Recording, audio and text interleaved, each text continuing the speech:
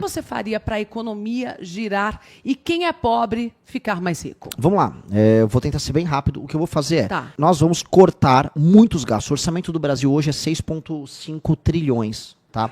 Ou seja, o gasto do orçamento brasileiro num ano é 6,5 tri. É muito dinheiro. Eu preciso economizar um pedaço desse dinheiro. Por quê? Porque esse dinheiro é muito mal gasto. E gasto como? Renúncia fiscal. Tem um monte de empresa no Brasil que não paga imposto e não quer pagar imposto porque o governo deixa não pagar imposto.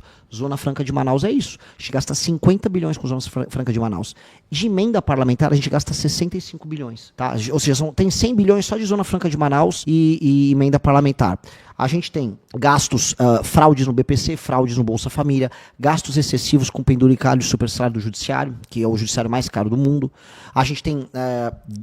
há uma indexação, e a gente precisa ser mexida, do valor do salário mínimo com o valor do BPC, o que é incorreto, porque quem está trabalhando e tem um aumento de produtividade não pode ser refletido em quem não está trabalhando. Então, corrigindo essas distorções, eu vou economizar 250 bilhões por ano. Com esses 250 bilhões, eu começo a equilibrar as contas públicas. Equilibrando as contas públicas, ou seja, o Estado deixando de gastar tanto, os juros pode baixar. Os juros baixando, eu economizo mais 300 bilhões, por aí, 50 bi para cada ponto da taxa Selic. Com isso, sobra muito dinheiro para eu cortar imposto, e aí as pessoas, como o dinheiro vai ficar mais barato que os juros baixou, as pessoas vão consumir mais. E aí eu vou fazer uma série de reformas que a gente chama de reformas microeconômicas. São reformas que deixam a nossa economia mais competitiva. Se você quiser abrir uma empresa, uma pequena fábrica, uma startup, se você quer abrir um comércio, vai ficar mais fácil. Se você quer contratar e demitir, vai ficar mais fácil. E aí a gente começa a competir novamente com Vietnã, com China e com outros países fazendo produtos e serviços de qualidade. Fazendo essas medidas todas, a gente começa a enriquecer. Aí você vai falar, desigualdade regional, Nordeste. Pois bem, o Nordeste tem condição de se desenvolver. O agro dá para chegar no Nordeste e gerar empregos no Nordeste. E eu vou fazer no Nordeste uma coisa que chama Zona Econômica Especial.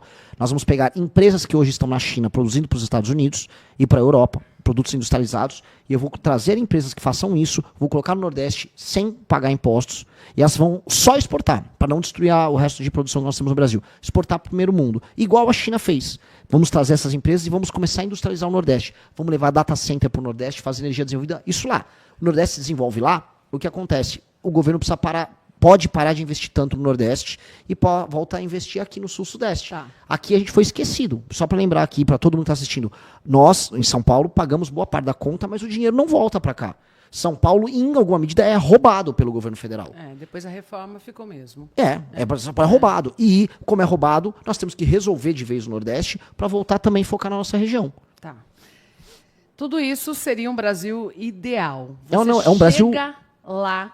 Um Brasil justo. Justo, vamos usar essa palavra. Você chega lá na presidência, pré-candidato, passa a ser presidente da República. Como enfrentar o Congresso daí para mudar tanta lei? Você já pensou nessa articulação, Renan? Sim. O Congresso Nacional, hoje ele é completamente viciado em emenda. Os deputados federais ligam apenas para emendas. Tá? E hoje... nós temos uma alternativa. Eu posso fiscalizar a emenda deles. Se qualquer um fiscalizar as emendas do orçamento secreto, metade do Congresso vai preso.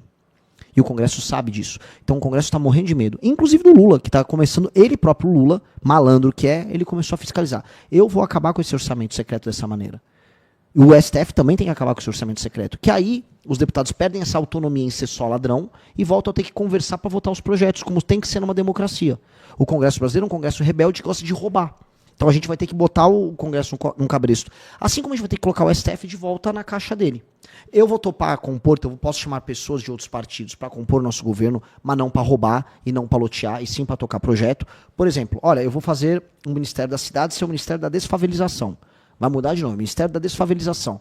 Esse ministério, se algum partido quiser tocar com a gente a desfavelização, para tocar desfavelização, bem-vindo, não para roubar. Eu vou juntar o Ministério da Justiça com as áreas de segurança e nós vamos ter o Ministério da Guerra contra o Crime. Esse Ministério da Guerra contra o Crime, se algum partido quiser participar conosco, será bem-vindo. Então a gente vai compor, mas não compor na roubalheira.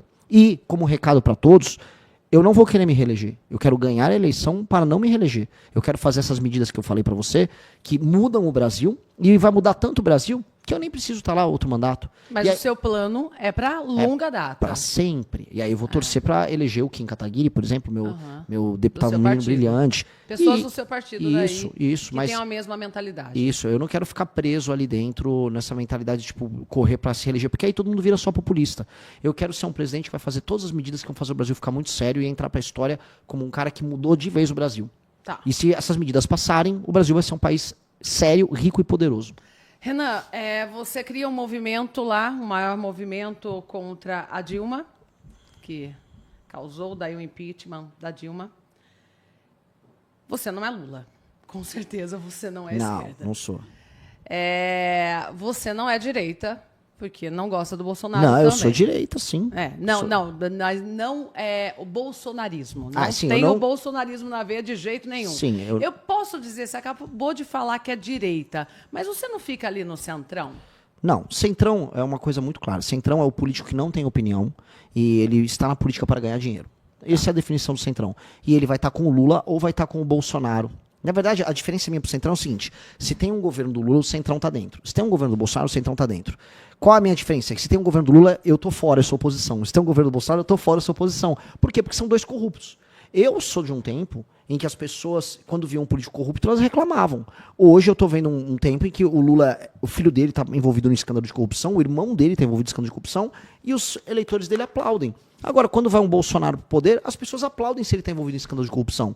Eu sou contra os dois. Agora, eu sou de direita. Eu defendo que a polícia possa prender e matar os vagabundos que roubam a gente nas ruas diariamente. Eu defendo que os valores dos brasileiros precisam ser respeitados. Eu defendo que o Brasil ele se proteja e seja um país forte para não ser humilhado por nenhuma nação perante o mundo. Isso me coloca dentro do campo da direita. Se assim, qualquer pesquisa, qualquer professor for estudar, não, eles são de direita.